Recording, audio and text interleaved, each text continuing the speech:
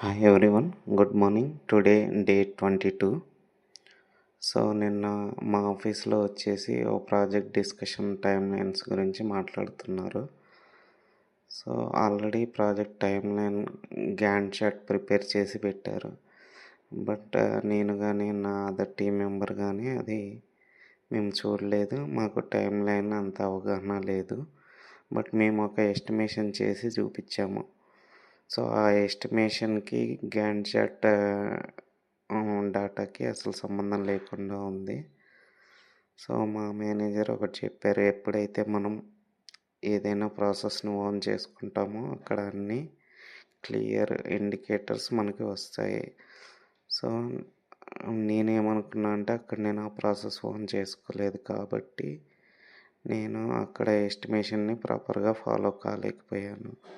So anything we are planning, we have to do estimation planning properly. That's what my learning yesterday. Thank you. Have a great day.